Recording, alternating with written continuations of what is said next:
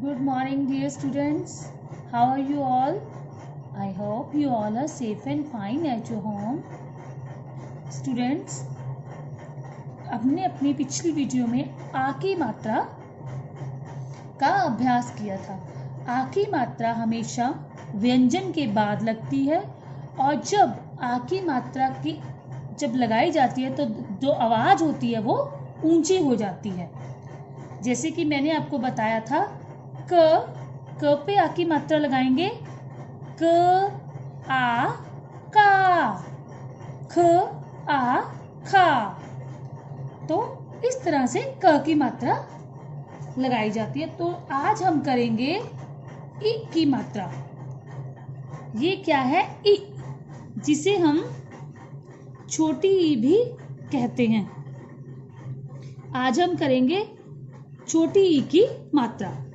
छोटी ई की मात्रा का चिन्ह होता है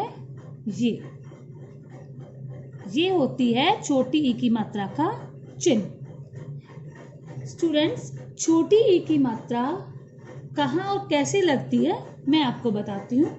छोटी ई की मात्रा हमेशा व्यंजन के पहले लगती है और जब छोटी ई की मात्रा लगाई जाती है तो जो आवाज होती है वो छोटी हो जाती है, क्योंकि आप जानते हो छोटी ई है तो इसकी व्यंजन जो हम जब छोटी ई की मात्रा लगाएंगे तो उसकी आवाज भी क्या हो जाएगी? छोटी हो जाएगी। ये देखिए, जैसे कि मैंने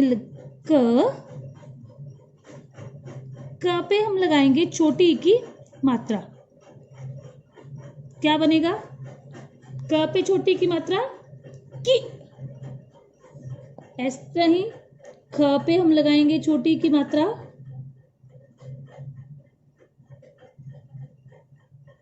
ये बनेगा खी। क पे छोटी की मात्रा लगी की, ख पे खी।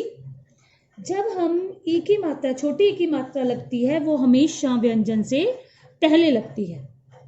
आप इस चीज को इस तरह से याद कर सकते हैं, जैसे कि आप लोग जब असेंबली में खड़े होते हैं तो टीचर्स आपको ये कहते हैं ना कि जो छोटे बच्चे हैं वो आगे आ जाएं और जो बड़े बच्चे हैं वो पीछे खड़े हो जाएं। आप इसी तरह से खड़े होते हो ना असेंबली में, छोटे बच्चे आगे और बड़े बच्चे पीछे। तो इसी तरह ये छोटी ई है तो ये हमेशा व्यंजन के पहले लगती है। छोटी ई की मात्रा हमेशा व्यंजन के पहले लगाई जाती है और जब हम मात्रा लगाने के बाद इसको पढ़ते हैं तो इसकी आवाज क्या हो जाती है? छोटी हो जाती है। जैसे क पे ई की मात्रा की, ख पे ई की मात्रा खी। इसी तरह ग पे ई की मात्रा क्या बन जाएगा? गी। तो स्टूडेंट्स, इसी तरह से आपने ये चीज ध्यान रखनी है कि ई की मात्रा हमेशा व्यंजन के पहले लगती है। और सेकंड थिंग कि जब इसको पढ़ेंगे तो इसकी आवाज क्या हो जाएगी? छोटी हो जाएगी। कि क पे ई की मात्रा कि, ख पे ई की मात्रा खी, ग पे ई की मात्रा गी। स्टूडेंट्स, अब हम सभी व्यंजन के साथ छोटी ई की मात्रा का लगाएंगे और उसे पढ़ने का अभ्यास करेंगे। स्टूडेंट्स, आप भी अपनी नोटबुक में इसी तरह से व्यंजनों के साथ छोटी ई की मात्रा को लिखने का और याद करने का अभ्यास करेंगे। तो मैं आपको बताती हूँ आपने किस तरह से लिखनी है। बच्चों, ये चीज बहुत ध्यान में रखने वाली है कि जब हम ई की मात्रा लगाएंगे तो वो जो हमारी ई की मात्रा का चिन्ह है वो ऊपर वाला आपने हिला, उसको कहाँ पे टच करना है? जो हमारी व्यंजन की जो स्टैंडिंग लाइन होती है, बेसिक स्टैंडिंग लाइन, जैसे क की बेसिक स्टैंडिंग लाइन कौन सी है? ये वाली। तो हम इस पे लाके इसको टच करेंगे। फॉर एग्जाम्पल मैं आपको समझाती हूँ कि अगर आप मान लीजिए ये आपका क है और आप ई की मात्रा इस तरह से लगाते हो तो ये आपकी मात्रा गलत हो जाएगी। ठीक, अगर आप इसकी मात्रा को इस तरह से लगा देते हो तो ये गलत हो जाएगी।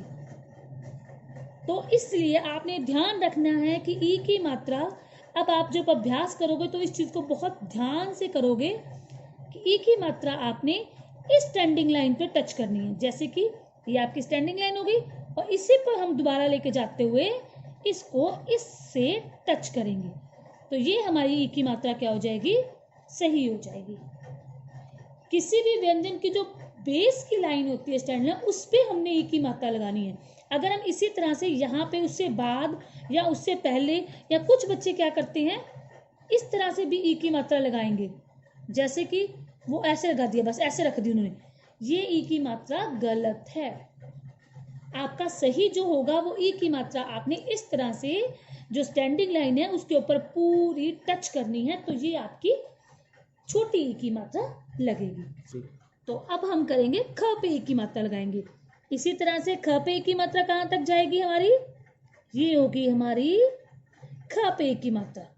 आपने इसको भी इस स्टैंडिंग लाइन से टच करना है। नेक्स्ट ग, ग पे ई की मात्रा इस तरह से लगानी है, इसके भी बेस लाइन से टच करना है। अब हमारी आएगी घ, तो ई की मात्रा इस पे लगानी है, तो क्या हो गया घी। अड़, क्योंकि मैंने आपको बताया था ये पंचम अक्षर है, इस पे कोई मात्रा नहीं लगती, ना तो इसके साथ अ की मात्रा लगती है और ना ही ई की मात्रा लगेगी। इस पे अ और ई की मात्रा नहीं लगाई जाएगी। तो हम एक बार इस लाइन का उच्चारण करते हैं, क ई की, ख ई खी, ग ई गी, घ ई घी। अब हम नेक्स्ट करेंगे च पे की मात्रा। तो स्टूडेंट्स उसी तरह से ध्यान रखना है, इसकी मात्रा कहाँ तक लेके जानी है हमें, यहाँ तक, इस स्टैंडिंग लाइन से हमें इसकी मात्रा टच करनी है, तभी ये करेक्ट होगी। नेक्स्ट है हमारा छ, छी,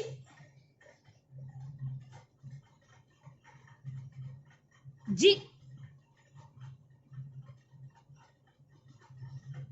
जी।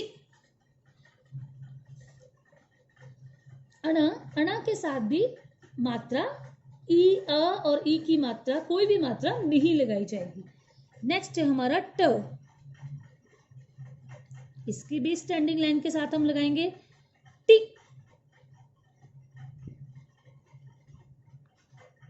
ठी, डी, ढी। आपने ध्यान रखना है कि मात्रा जो है वो स्टैंडिंग लाइन के साथ टच हो तभी वो सही होगी, नहीं तो आपकी मात्रा गलत मानी जाएगी।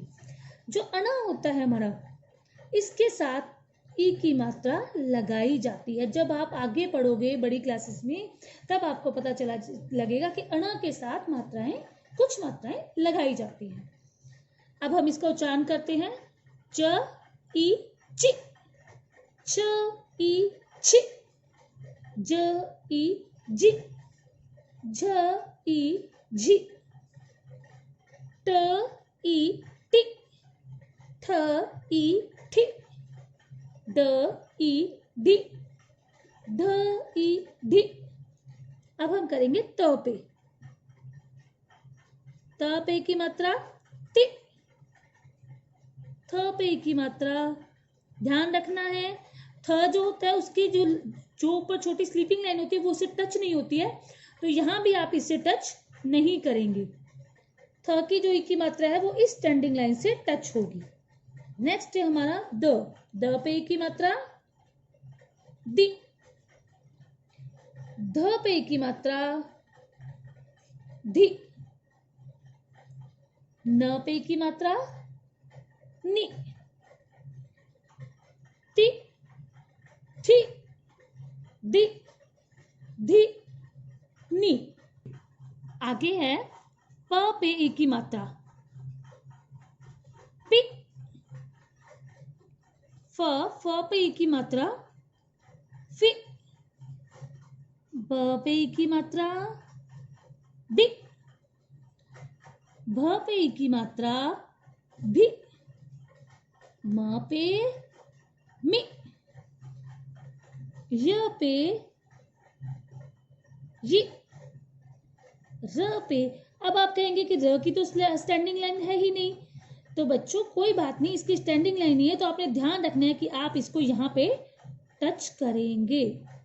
ये हमारा बनेगा रि, ल, लि, व, वि, क्ष,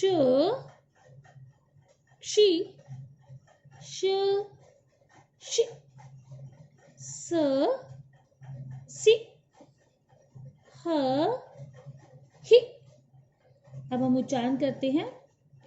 प पे की मात्रा पि, फ पे की मात्रा फि, ब बि, भी मी, रि रि, लि वि, शी शी, सी ही। तो डियर स्टूडेंट्स, इसी तरह आप भी ई की मात्रा को लिखने का अभ्यास करेंगे और हम अपनी नेक्स्ट वीडियो में ई की मात्रा के शब्दों को पढ़ने और लिखने का अभ्यास करेंगे। Okay students.